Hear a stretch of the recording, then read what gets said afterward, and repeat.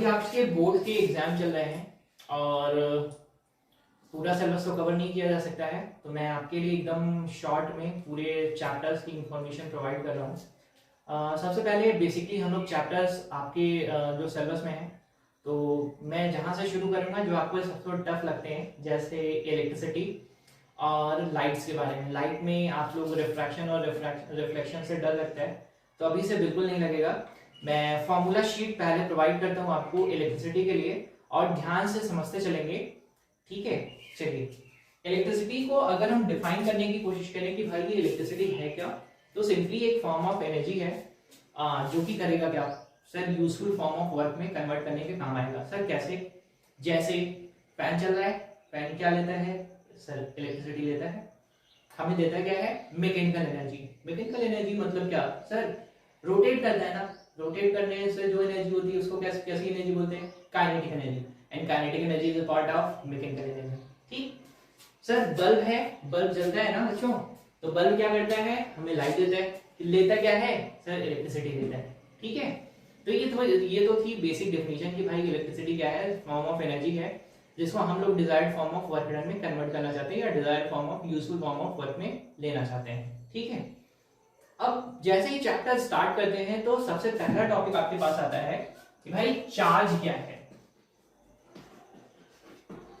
ठीक है, और इस चैप्टर में हम लोग सीखते भी चलेंगे कि भाई एनर्जी जो है तो हमको यूज करने के लिए कहीं न कहीं तो ले जाएंगे। तो ले जाएंगे किस में ले जाएंगे सर? किसके थ्रू ले जाएंगे? तो हम लोग ले जाते हैं कंडक्टर्स के थ्रू ना, कंडक्टर्स, मेटल। ठीक, डिस्कशन करेंगे। तो अभी मैं बस रिवीजन कर रहा हूँ आपको, बहुत ध्यान से समझेंगे, फॉर्मूला बनाते चलेंगे। तो चार्ज के बारे में अगर हम बेसिक बात करें तो चार्ज है क्या? चार्ज को हम लोग बोलते हैं that is basic property of matter. होगा कैसा? दैट इज जिसके पास नेचर कैसा होगा, या तो वो अट्रैक्शन नेचर का होगा या रिपल्शन नेचर का होगा। ठीक है, जो कि प्रोड्यूस करता है इलेक्ट्रिकल इफेक्ट, मैग्नेटिक इफेक्ट दोनों। ठीक है, चलिए सर, इलेक्ट्रिकल इफेक्ट और मैग्नेटिक इफेक्ट। जब चार्ज रस पर होता है तो क्या प्रोड्यूस करता है बच्चों? चार्ज रस पर होगा तो इलेक्ट्रिकल इफेक्ट प्रोड्यूस करता है। जब चलता रहता है तो इलेक्ट्रिकल इफेक्ट के साथ साथ मैग्नेटिक इफेक्ट भी प्रोड्यूस करता है। ठीक है ना। चलिए, तो सबसे पहले बात करते हैं चार्ज की। तो चार्ज में हम लोगों ने ये सीखना है, दैट इज डिफाइन करेंगे उसको Q से। Q इक्वल टू होता है N इंटू E। जहां पर बच्चों N होता है, N is what? N is number of electrons. ठीक है, जहां पर E को क्या बोलेंगे? E को बोलते हैं चार्ज ऑन वन इलेक्ट्रॉन। कितना होता है बच्चों? That is 1.6 into 10 power minus 19 coulomb. Sir ये कूलम क्या है? चार्ज का यूनिट भी होता है। ठीक है, एंड क्यू क्या है? Q is a charge. ठीक है, इस चीज को आप लोग एक नए नाम से भी जानते हैं, that is quantization of charge. यानी चार्ज को हम ना ऐसा ट्रीट करेंगे कि वो बेसिक प्रॉपर्टी ही है, उसको फ्रैक्शनली रिप्रेजेंट करने वाले नहीं, क्वांटाइज फॉर्म में करेंगे। ठीक है ना, जिसको हम लोग कभी कभी बोलते हैं, आपने सुना भी होगा, क्वांटाइजेशन ऑफ चार्ज। ठीक है, तो फॉर्मूला यहीं से शुरू होता है। नेक्स्ट, जैसे ही आप इसके आगे चलते हैं तो आपको एक नेक्स्ट टॉपिक मिलता है जिसको हम लोग बोलते हैं इलेक्ट्रिक करंट। क्या बच्चों बोलते हैं? Electric current. कैसे रिप्रेजेंट करते हैं सर? उसको हम लोग रिप्रेजेंट कर देते हैं I से, जिसको लिखते हैं rate of flow of charge. यानी चार्ज फ्लो की रेट को ही हम लोग बोलते हैं दैट इज इलेक्ट्रिक करंट। जहां पर Q क्या होता है? चार्ज। T क्या है? टाइम। ठीक है ना, rate of flow of charges is what? That is current. I equal to क्या है? करंट। ठीक है, I इक्वल टू क्या है? करंट। यहां पर चार्ज का यूनिट तो होता था कूलम, और करंट का यूनिट क्या होगा सर? Coulomb per second. क्या होगा? कूलम पर सेकेंड, जिसको बच्चों हम लोग बोलते हैं एम्पियर। जिसको हम लोग क्या बोलते हैं? एम्पियर। बच्चों चार्ज की बेसिक प्रॉपर्टीज मैं आपको यहीं पर सिखा देता हूँ, न्यूमेरिकल्स बनाते में आपको काम देता है। जैसे चार्ज की प्रॉपर्टीज में क्या है, जैसे एग्जाम्पल के लिए, अगर किसी भी पॉइंट पर ढेर सारी लाइन से करंट आ रही है, करंट की प्रॉपर्टी पढ़ है, सॉरी करंट की प्रॉपर्टी पढ़ है, तो करंट की प्रॉपर्टीज में अगर किसी पॉइंट पर करंट आ रही है, काफी जगह से आ रही है, सपोज करो यहाँ से आ रही है, यहाँ से आ रही है, यहाँ से आ रही है, तो और कितनी कितनी आ रही है, सपोज करो यहाँ से I1 आ रही है, I2 आ रही है और I3 आ रही है। तो यहाँ पर इस नोड पर आने के बाद जितनी भी करंट यहाँ से आ रही है ना, उतनी ही करंट जाने वाली होगी। यानी आप ऐसा बोल सकते हैं total incoming current equal to total outgoing current. जितनी करंट आएगी सर उतनी ही जाएगी। सर आपने यहाँ पे 3 बनाए, आपने यहाँ पर 1 बनाया, आपकी मर्जी है, आप जितने चाहो उतने बना सकते हो। बस कॉन्सेप्ट से इतना सा होना चाहिए कि जितनी आने वाली करंट है उतनी ही जाने वाली करंट होगी। अगर इस नोड पर पता करें, सर नोड का मतलब क्या होता है, जहां पर 2 या 2 से ज्यादा इलेक्ट्रिकल एलिमेंट्स कनेक्ट हों उसको ये नोड बोलते हैं, ठीक है ना। अब होगा क्या, इस नोड पर सम ऑफ टोटल करंट कितना होगा, 0, ठीक है ना। तो आपको न्यूमेरिकल्स बनाने में ये हेल्प करेगा कि भाई इस नोड पर, इस पॉइंट पर, स्पेसिफिक पॉइंट पर कोई भी करंट आपको सम करेंगे तो नहीं मिलेगा, ठीक है ना। आते जाते तो मिलेंगे, लेकिन अगर टोटल यहाँ पर सम करेंगे तो नहीं मिलने वाला।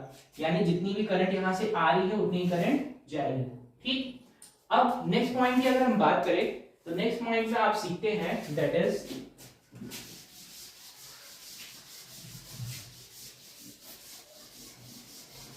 What, potential difference.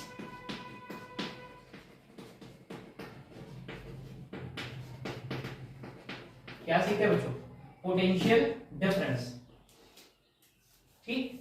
Potential difference को हम लोग ऐसे रिप्रेजेंट कर देते हैं, सर एक पॉइंट पर कुछ इलेक्ट्रिक पोटेंशियल है और दूसरे पॉइंट पर कुछ इलेक्ट्रिक पोटेंशियल है, दोनों का डिफरेंस कर दीजिए तो हमें मिल जाएगा इलेक्ट्रिक पोटेंशियल। कि बोल लिया कि एक पॉइंट पर इलेक्ट्रिक पोटेंशियल है V1, दूसरे पर है V2, दोनों का डिफरेंस कर दिया, इलेक्ट्रिक पोटेंशियल डिफरेस तो मिल गया। हाँ बिल्कुल सही बात है। पोटेंशियल डिफरेंस हम लोग क्या लिखते हैं, that is delta V equal to V1 minus V2, इसी को बोलते हैं पोटेंशियल डिफरेंस, यानी दो पोटेंशियल का बीच का डिफरेंस। ठीक है सर, रिप्रेजेंट कैसे करें थोड़ा समझा दो। रिप्रेजेंटेशन हम लोग यहां से ये करते हैं, देखो बच्चों थोड़ी सी जानकारी को थोड़ा सा और बढ़ाते हैं। इनको हम लोग बोलते हैं ना, हमारा बोलने का सेंस होता है इलेक्ट्रिक पोटेंशियल और पोटेंशियल डिफरेंस। तो इलेक्ट्रिक पोटेंशियल का मतलब सिर्फ और सिर्फ इतना सा होता है कि हम लोग ना किसी चार्ज को ला रहे होते हैं। कहां से ला रहे होते हैं सर, फ्रॉम इंफिनिटी, यानी इंफिनिटी से किसी भी चार्ज को इलेक्ट्रिक फील्ड के अंदर लाने में जितना भी काम करेंगे उसी को बोलते हैं electric potential. Sir the potential difference क्या है, किसी भी इलेक्ट्रिक फील्ड के अंदर एक पॉइंट से दूसरे पॉइंट पर अगर मूव करते हैं तो हम लोग क्या बोलते हैं, वो है पोटेंशियल डिफरेंस।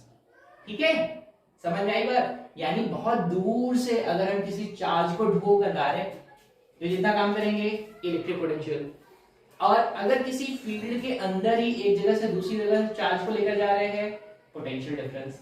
ठीक है ना, मतलब सर यहाँ पर जो आप पढ़ते हैं बच्चों वो पढ़ते हैं इलेक्ट्रिक पोटेंशियल ही पढ़ते हैं, लेकिन हम लोग बोल देते हैं पोटेंशियल डिफरेंस। तो क्योंकि इस छोटे क्लासेस में अभी इतना बाइफर्केशन नहीं किया जाता है, तो आप बस इतना सा याद रखेंगे, इलेक्ट्रिक चार्ज को इंफिनिटी से लेकर आना है फील्ड के अंदर, जिसको हम लोग रिप्रेजेंट कर देते हैं W/Q से। यूनिट अमाउंट ऑफ चार्ज को कहां से लेकर आना है, फ्रॉम इंफिनिटी से। जितना भी काम करना पड़ेगा उसी को बोलेंगे पोटेंशियल डिफरेंस, और हम लोग रिप्रेजेंट कर देते हैं simply V equal to W/Q, जिसको हम लोग बोलते हैं पोटेंशियल डिफरेंस या फिर इलेक्ट्रिक पोटेंशियल। ठीक है, अब इसको मेंटेन करने का काम कौन करता है, पोटेंशियल डिफरेंस मेंटेन कौन करेगा भाई, कोई ना कोई मशीन तो लगानी पड़ेगी। उस मशीन को हम लोग बोलते हैं बैटरी और सेल। बैटरी या सेल क्या करेगा, पोटेंशियल डिफरेंस को मेंटेन करके रखेगा। ठीक, चलिए अब क्या करते हैं सर, इनका यूनिट भी बता दो यहीं पर। तो सिंपली हम लोग जानते हैं V यानी potential difference that is electric potential equal to हम लोग लिखते हैं W यानी जूल। वर्क डन को किस में रिप्रेजेंट कर देते हैं, जूल में। चार्ज का यूनिट क्या होता है, कूलम। ठीक है, चार्ज का यूनिट क्या होगा, कूलम। फटाफट करते हैं, इनको हम लोग बोलते हैं वोल्ट। क्या बोलते हैं बच्चों, वोल्ट। ठीक, याद रखिएगा मैंने जितने भी पॉइंट बताए मैं अभी पूछूंगा। सबसे पहले पूछा चार्ज, फिर क्या पूछा करंट, फिर क्या पूछा पोटेंशियल डिफरेंस, या फिर sometimes we call its voltage. ठीक है ना, चलिए हमें क्या क्या मिल चुका है, करंट मिल चुका है, वोल्टेज भी मिल चुका है। ठीक, अब यहीं पर आपका सेकेंड पार्ट शुरू होता है that is Ohm's law. Ohm's law क्या होता है सर? ओम्स लॉ के अकॉर्डिंग तो सबसे पहले हमको ओम्स लॉ सर अप्लाई कहां पे करेंगे सर? इलेक्ट्रिक सर्किट बनाना पड़ेगा। इलेक्ट्रिक सर्किट बनाने के लिए मैं सिंबल फटाफट लिखने वाला हूं बोर्ड पर, ध्यान से देखिएगा। सिंबल मैं बना दो सारे सारे। किसके लिए बनाने वाले सर? इलेक्ट्रिक सर्किट के लिए। इलेक्ट्रिक सर्किट क्या है? सिर्फ और सिर्फ एक systematic arrangement of electrical elements in a closed loop. क्या है बच्चों? Systematic arrangement of electrical elements in a closed loop. Sir circuit कहीं से देखो गई तो करंट जाएगी नहीं, ये चलेगी बच्चों? नहीं चलेगी ना। ठीक, तो मैं सिंबल बना रहा हूं। क्या क्या मैं सिंबल बनाता हूं? सबसे पहले मैं बनाने वाला हूं एक सेल। सेल के पास कितने टर्मिनल्स होते हैं? 2। बड़े वाले को क्या नाम देते हैं? पॉजिटिव। छोटे वाले को क्या नाम देते हैं? नेगेटिव। सर नेक्स्ट, जब दो से ज्यादा सेल मिल जाएंगे तो उन्हें क्या बोलते हैं? बैटरी। तो क्या क्या रिप्रेजेंट करेंगे? 2 सेल लगा देते हैं तो क्या बन जाएगा? बैटरी। बड़ा वाला किसको रिप्रेजेंट करेगा? पॉजिटिव। छोटे वाले को निगेटिव। ये किसका सिंबल? सेल। ये किसका? बैटरी। ठीक है, नेक्स्ट आगे देखिए जरा। स्विच बना लेते हैं या फिर की। देखो आमतौर पर हम लोग इसको यूज करते हैं की के रूप में। की भी बोल देते हैं, स्विच भी बोल देते हैं। ठीक है, कहीं पर आपको सिंबल मिल सकता है ये वाला भी। ठीक है, और ये कैसा की और स्विच है? ओपन। तो सर क्लोज कैसा होगा बता दो? क्लोज के लिए बनाएंगे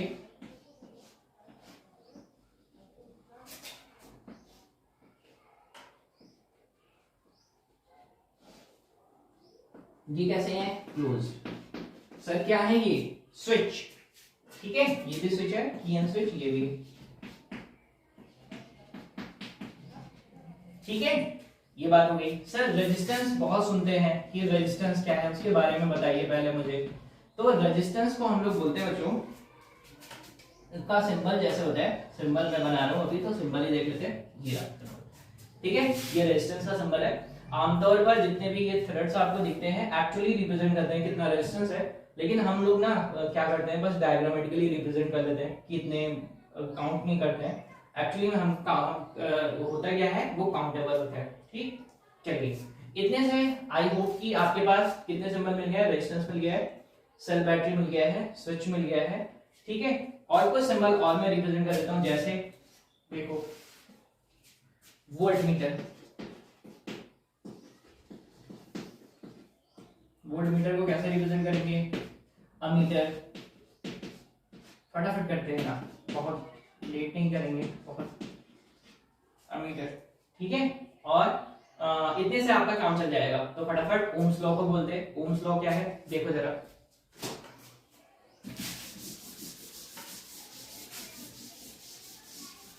चलिए, अगर मेरे पास कोई भी इलेक्ट्रिकल नेटवर्क है, यानी कोई भी एक इलेक्ट्रिकल सर्किट है, जैसे सपोज किया मैंने बनाया है एक सर्किट, जिस सर्किट में मैंने बना दिया है बल्ब। सर ये सिंबल आपने वहां नहीं बनाया था, बना लो।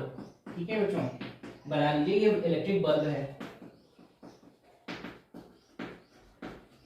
ठीक है, चलिए आगे चलते हैं। कनेक्ट कर देते हैं इनको किसी भी बैटरी या सेल से। उनके पहले लगा देते हैं एक स्विच, यहाँ पे एक सेट कर देते हैं अमीटर। कितना करंट जाएगा बताएगा हमें। ठीक, यहाँ पर लगा देते हैं एक स्विच।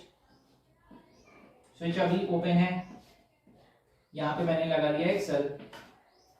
ठीक है, अब कहा क्या जाता है वो ध्यान दीजिए। किसी भी सर्किट में, किसी भी इलेक्ट्रिकल सर्किट में किसी भी इलेक्ट्रिकल सर्किट में जितना भी जो भी हमारे पास करंट है और वोल्टेज है, करंट की वजह से जो भी प्रोड्यूस वोल्टेज होगा दोनों एक दूसरे के प्रोपोर्शनल होंगे। यानी अगर इस सेल की वजह से इसमें करंट फ्लो हो रहा है कितना, दैट इज करंट फ्लो हो रहा है आई। ठीक है ना, आई क्या है? Electric current. आई क्या है? Electric current. ठीक है, अगर करंट फ्लो हो रहा है तो आप ऐसा बोलेंगे कि जो भी प्रोड्यूस वोल्टेज होगा, V क्या है? Produce voltage.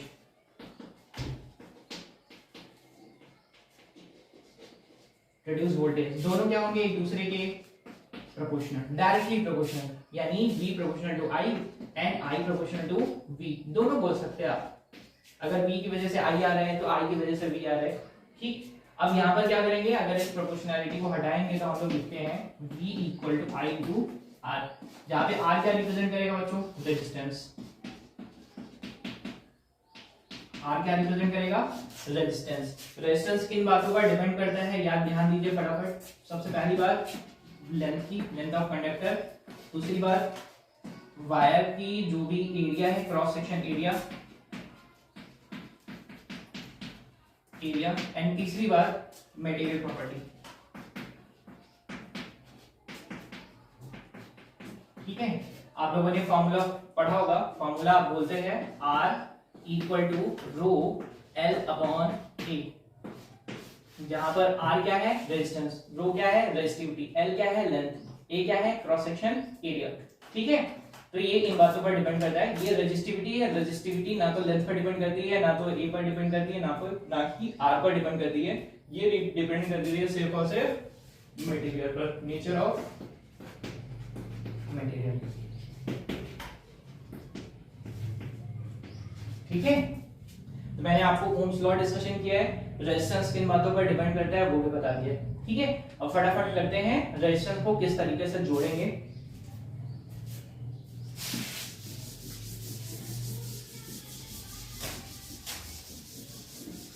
रेजिस्टेंस को बच्चों हम लोग दो तरीके से जोड़ते हैं, दैट इज इन सीरीज। पहले कैसे कनेक्ट करते हैं, सीरीज में। ठीक है, दूसरा कैसे कनेक्ट करेंगे, अगर सपोज करो सीरीज याद नहीं हो रहा है तो कैसे करेंगे, सारे बच्चे लाइन में खड़े हो जाएं। ठीक है ना, लाइन में खड़े हो जाएं और कैसे एक तरफ की तरफ अपना सर करें और सभी लोग क्या करें ना, एक दूसरे से अपना हाथ पकड़ लें। तो क्या हो जाएगा, पहला वाला दूसरे से, दूसरा वाला तीसरे से, तीसरा वाला चौथे से, इस तरीके से लाइन चलती जाएगी। This is called series connection. अब पता लगे कि मेरे पास दो बच्चे हैं, दोनों लोगों ने एक दूसरे का हाथ पकड़ लिया है, ऐसे उसने इनका हाथ राइट हैंड से पकड़ा, लेफ्ट हैंड से पकड़ लिया। ठीक है ना, तो अभी क्या हो जाएगा, पहले सीरीज कनेक्शन की बात करते हैं, जहां पर रेजिस्टेंस को कुछ ऐसे जोड़ेंगे, जैसे सपोज करो ये एक रेजिस्टेंस है, इसके दूसरे से रेजिस्टेंस जोड़ देंगे, ये रहा R1, ये रहा R2। ठीक है, कनेक्शन कैसे करेंगे सर, इनका इक्विवेलेंट कैसे निकलेगा, R इक्विवेलेंट बोलते हैं R1 प्लस R2। ठीक है, पैरेलल कैसे कनेक्ट करेंगे, सभी के हाथ एक साथ जोड़ दिए जाए और पैर एक साथ। ये रहा रेजिस्टेंस नंबर 1, ये रहा रेजिस्टेंस नंबर 2, ये रहा रेजिस्टेंस नंबर 3। मैंने यहाँ पर 2 यूज किया, यहाँ पर 3 यूज किया, आप चाहें तो 4 यूज कर लीजिए। यहाँ पर R1, R2, R3। ठीक है, इक्विवेलेंट कैसे सर, सभी के हाथ एक साथ, सभी के पैर एक साथ। ये पॉइंट रहा A, ये पॉइंट है B। ठीक, जोड़ देते हैं, फॉर्मूला क्या लिखेंगे, 1 upon R equivalent equal to 1 upon R1 plus 1 upon R2 plus 1 upon R3। ठीक है बच्चों, ये हो गए रेजिस्टेंस को कनेक्ट करने के तरीके। कौन कौन से, सीरीज कनेक्शन, पैरेलल कनेक्शन। ठीक है, और फटाफट अब रिकॉल करते हैं, फटाफट देखिए जरा नेक्स्ट पॉइंट।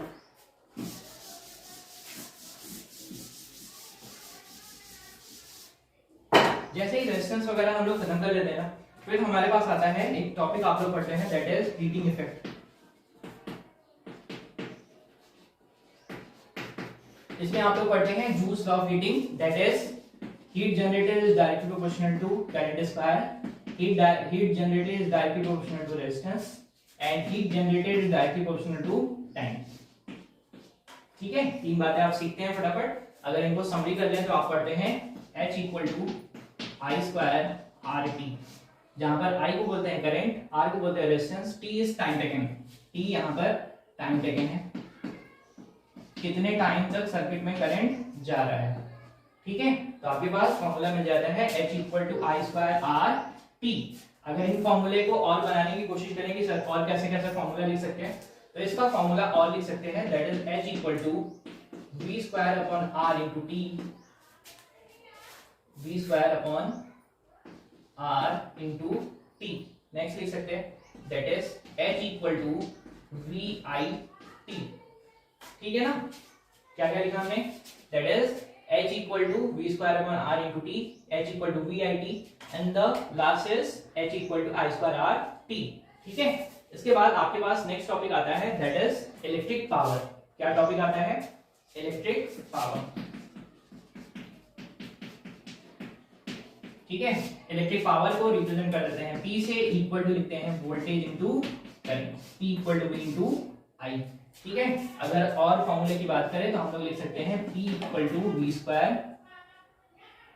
Upon R।